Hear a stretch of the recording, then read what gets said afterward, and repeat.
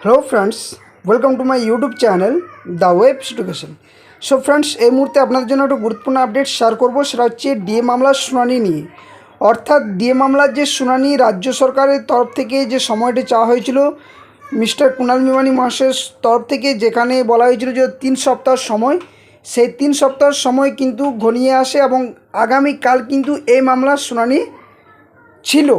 কিন্তু বর্তমান পরিস্থিতি দাঁড়িয়ে দেখা গেছে যে গত দুদিন আগে যেখানে রাজ্যের মুখ্যমন্ত্রীর সাথে রাজ্যের বিভিন্ন সরকারি কর্মচারীদের তরফ থেকে যে সমস্ত আন্দোলনকারী সংগঠন রয়েছে তাদের একটা গুরুত্বপূর্ণ বৈঠক হতে চলেছে নবান্নে, যেখানে বকেয়া ডিএ বৃদ্ধি এবং নতুন পে কমিশন নিয়ে কিছু গুরুত্বপূর্ণ আলোচনা রয়েছে। তো সেই পরিস্থিতিতে দাঁড়িয়ে ডিএ মামলার শুনানি পিছনোর আর্জি করা হয়েছে। তো কাদের তরফ থেকে আর্জি করা হয়েছে, কেনই বা সুপ্রিম কোর্টে এই মামলা পিছোবে এবং এর পরবর্তী শুনানি কবে ঠিক হয়েছে, এই সমস্ত ডিটেলস তথ্য এবং সুপ্রিম কোর্টের অ্যাপিলেটেড ওয়েবসাইটে যে তারিখ সেটা কত দেখাচ্ছে, সেই সমস্ত ডিটেলস তথ্য আপনার সামনে তুলে ধরার চেষ্টা করব। তো সকলে ভিডিওটা শেষ পর্যন্ত দেখুন এবং যারা চ্যানেল নতুন ভিউয়ার্স রয়েছেন অবশ্যই বলবো চ্যানেলটি সাবস্ক্রাইব করে পাশে থাকা বেল নোটিফিকেশন করবেন এই ধরনের গুরুত্বপূর্ণ নিউজ, কেস আপডেট, নোটিফিকেশন সংক্রান্ত তথ্য পাওয়ার জন্য। তো চলুন বিষয়টি কী ঘটেছে একদম ডিটেলস প্রথম থেকে আলোচনা করা যাক। তো প্রথমত বলে রাখি যে দেখুন, যে সুপ্রিম কোর্টের যে অ্যাপিলেটেড ওয়েবসাইট সেখানে আপনারা দেখতে পাচ্ছেন যে মামলাটা, সেটা diary number 21108/2026, the state of West Bengal versus confederation of state government employees West Bengal.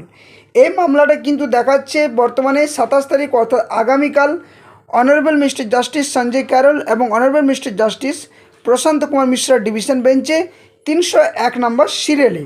এখানে যে টেন্টেটিভলি ডেট সেটাও কিন্তু 27/5/2026 কম্পিউটার জেনারেটেড ডেট কিন্তু দেখাচ্ছে এবং যেখানে ডাইরেকশন ম্যাটার্স হিসেবে রয়েছে মোশন হিয়ারিংয়ে। কিন্তু কালকে আদৌ মামলার শুনানি হবে কি হবে না, বা এই যে শুনানি পিছনে যে আর্জি করা হয়েছে বা যেটা সুপ্রিম কোর্টে দাখিল করা হয়েছে এই বিষয়ে বা আবেদন জানানো হয়েছে, সেই ডিটেলস তথ্যটা আপনার সামনে একটু তুলে ধরার চেষ্টা করছি যে কী কী বলা হচ্ছে। তো দেখুন, এখানে যেটা বলা হচ্ছে সেটা হচ্ছে ওয়েস্ট বেঙ্গলে যে সুপ্রিম কোর্টের শুনানি যে 4 সপ্তাহ পিছনো আর্জি নবান্নে বৈঠকের জের। অর্থাৎ আপনারা সকলেই জানেন এবং আমি ভিডিওর প্রথমেই বললাম যে সুপ্রিম কোর্টের শুনানির জন্য যে ডেট ফিক্স ছিল অর্থাৎ 3 সপ্তাহ পর, যেটা রাজ্য সরকারের তরফ থেকে চাওয়া হয়েছিল, সেই পরিপ্রেক্ষিতে কিন্তু আগামীকাল কিন্তু ডেট ফিক্সড ছিল। কিন্তু রাজ্যের যেহেতু বিভিন্ন যে আন্দোলনকারী সংগঠন রয়েছে, সরকারি কর্মচারীদের যাদের বকেয়া ডিএ এবং ডিএ বৃদ্ধি নিয়ে দীর্ঘদিন ধরে যারা আন্দোলন করছেন, শিক্ষকরত বা কর্মরত চাকরি প্রার্থীরা, তাদের নিয়ে নবান্নে মুখ্যমন্ত্রী শুভেন্দু অধিকারী মহাশয়ের একটা গুরুত্বপূর্ণ বৈঠক ডাকা হয়েছে 30 তারিখে, যার ভিত্তিতে কিন্তু এই যে ডেট সেই ডেট কিন্তু পিছন করা হয়েছে। তো কি বলা হচ্ছে এখানে,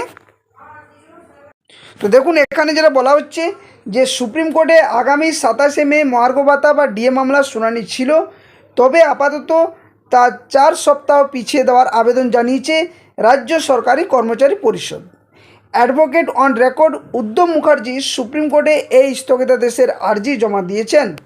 আগামী 30শে মে রাজ্য সরকারের সঙ্গে কর্মী সংগঠনগুলোর যে গুরুত্বপূর্ণ বৈঠক হওয়ার কথা, সেটির ফলাফলের দিকে তাকিয়েই এমন কিন্তু সিদ্ধান্ত নেওয়া হয়েছে। তো আপনারা প্রথমেই বুঝতে পারছেন যে 30 তারিখে যেহেতু নবান্নে একটা বৈঠক রয়েছে সংগঠনগুলোর সাথে মুখ্যমন্ত্রী, সেই কারণে অ্যাডভোকেট অন রেকর্ড যে উদ্ধব মুখার্জি রয়েছেন, যা রাজ্যের সরকারি কর্মচারীদের বা কনফেডারেশন অফ ওয়েস্ট বেঙ্গলের তরফ থেকে যিনি অ্যাডভোকেট রয়েছেন, তিনি কিন্তু এটা পিছনের আর্জি জানিয়েছেন এবং এটা কত না 4 সপ্তাহ, অর্থাৎ 27 তারিখের পরও কিন্তু 4 সপ্তাহ হতে গেলে প্রায় জুন মাসের 2-3 তারিখ সম্ভবত হতে পারে। তো কেন শুনানি পিছিয়ে দেওয়ার আর্জি, তো আগামী 30শে মে 2026 তারিখে রাজ্যের নতুন সরকারের পক্ষ থেকে মাননীয় মুখ্যমন্ত্রী কর্মী সংগঠনগুলোর প্রতিনিধিদের সঙ্গে আলোচনায় বসছেন। এই বৈঠকে মামলার সঙ্গে যুক্ত 4টি প্রধান সরকারি কর্মচারী সংগঠনকে আমন্ত্রণ জানানো হয়েছে। মূলত গত 5 ফেব্রুয়ারি 2026 তারিখে সুপ্রিম কোর্টে যে রায় দিয়েছিল তা কিভাবে কার্যকর করা যায় তার রূপরেখা তৈরি করতে এই বৈঠক কিন্তু ডাকা হয়েছে। রাজ্য স্তরে যেহেতু সরাসরি আলোচনার একটি পথ তৈরি হয়েছে, তাই সুপ্রিম কোর্টে 27শে মে শুনানির যে 28 দিন বা 4 সপ্তাহ পিছিয়ে দেওয়ার জন্য এই পিটিশন কিন্তু জমা দেওয়া হয়েছে। তো সরকারি কর্মচারীদের উপর এই সিদ্ধান্তের প্রভাব কী না, এখানে যেটা বলা হচ্ছে যে সরাসরি সরকারের সাথে টেবিলে বসে আলোচনা হলে দীর্ঘদিনের বকেয়া ডিএ আদায়ের একটি বাস্তবসম্মত সমাধান পাওয়া সম্ভব বলে মনে করছেন অনেকে। নেক্সট তারপরে কী বলা হচ্ছে না, এখানে যেটা বলা হচ্ছে যে কীভাবে না বকেয়া ডিএ মেটানোর রূপরেখা নিয়ে প্রথমত যে পয়েন্ট বলা রয়েছে যে সুপ্রিম কোর্টের নির্দেশ মেনে 2008 থেকে 2019 সাল পর্যন্ত বকেয়া ডিএ কীভাবে মেটানো যায় তা নিয়ে বৈঠকে ইতিবাচক আলোচনার সম্ভাবনা রয়েছে। অর্থাৎ আলোচনার যে মূল বিষয়বস্তুগুলো সেগুলো এখানে বলা রয়েছে। দ্বিতীয়ত বলা হয়েছে আইনি জটিলতা এড়ানো, অর্থাৎ দীর্ঘ আইনি লড়াইয়ের বদলে আলাপ আলোচনার মাধ্যমে জট কেটে গেলে দ্রুত হাতে টাকা পাওয়ার রাস্তা কিন্তু খুলে যেতে পারে, অর্থাৎ কর্মচারীদের যে বকেয়া ডিএ সেটা কিন্তু দ্রুত মিটতে পারে। পরবর্তী পদক্ষেপের প্রস্তুতি কী এখানে না, আগামী 30শে মে সরকার কী অবস্থান নেয় তার উপর ভিত্তি করেই কিন্তু কর্মীরা আদালতে পূর্ববর্তী আইনি কৌশল সাজাবেন। এখন বিশেষ যে বিষয়টি সেটা হচ্ছে সুপ্রিম কোর্টের নির্দেশ এবং পূর্ববর্তী প্রেক্ষাপট কী। তো দেখুন, গত 5 ফেব্রুয়ারি 2026 তারিখে বিচারপতি সঞ্জয় কারোল এবং বিচারপতি প্রশান্ত কুমার মিশ্রের ডিভিশন বেঞ্চ একটি ঐতিহাসিক রায় দেয়। আদালত রাজ্যকে 2008 থেকে 2019 সালের যে বকেয়া ডিএ তার 25% অবিলম্বে মিটিয়ে দেওয়ার নির্দেশ দিয়েছিল। টাকার পরিমাণ ও তা প্রদানের সময়সীমা নির্ধারণ করতে অবসরপ্রাপ্ত বিচারপতি ইন্দু মালহোত্রার নেতৃত্বে একটি কমিটিও কিন্তু গঠন করা হয়েছে বা করা হয়েছে। তো রাজ্য সরকারের তরফ থেকে এই নির্দেশ বাস্তবায়নের সময় বাড়ানোর আবেদন জানানো হয়েছিল, অর্থাৎ যখন গত সরকার ছিল বা তারপরে যখন সরকার সে ওনারাও। অন্যদিকে 18ই মে রাজ্য মন্ত্রিসভার বৈঠকে সপ্তম বেতন কমিশন গঠনের নীতিগত অনুমোদন দেওয়া হলেও ডিএ বৃদ্ধির বিষয়টি কিন্তু আলোচনার জন্য আলাদাভাবে রাখা হয়েছে। নেক্সট যে বিষয় সেটা হচ্ছে ডিএ মামলার টাইমলাইন তাহলে কী হতে পারে। তো দেখুন, 5 ফেব্রুয়ারি 2026 সালে যেটা বললাম যে বকেয়া ডিএ মেটানো বিচারপতি ইন্দু মালহোত্রা কমিটি গঠনের নির্দেশ দেওয়া হয়েছিল সুপ্রিম কোর্টে। নেক্সট তারপরে যেটা বলা হচ্ছে যে 18 মে কী হলো না, রাজ্য মন্ত্রিসভার বৈঠকে সপ্তম পে কমিশন গঠনের সিদ্ধান্ত নেওয়া হয়েছে। 27 মে সুপ্রিম কোর্টের ডিএ মামলা নির্ধারিত শুনানির দিন অর্থাৎ আগামীকাল। 30শে মে নবান্নে মুখ্যমন্ত্রী এবং 4টি প্রধান কর্মচারী সংগঠনের মধ্যে বৈঠক।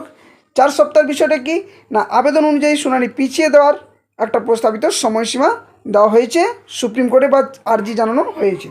তো এরপর কি হতে পারে, তো দেখুন 27শে মে শুনানি পিছিয়ে দেওয়ার আবেদন সুপ্রিম কোর্টে মঞ্জুর করে কি না তা কিন্তু জানা যাবে আদালতের অফিস রিপোর্ট, অর্থাৎ যেটা আপনাদের সামনে দেখালাম। কিন্তু যদি শুনানি না হয়, কারণ এর আগেবারও যে ডেট সেটা কিন্তু দেখাচ্ছিল তারপর 3 সপ্তাহ সময়, অর্থাৎ যে 6 তারিখ দেখাচ্ছিল সেটা কিন্তু ডেটটা পরে চেঞ্জ হয়। তো আবেদন গৃহীত হলে মামলার পরবর্তী শুনানি জুন মাসের শেষের দিকে হওয়ার সম্ভাবনা রয়েছে।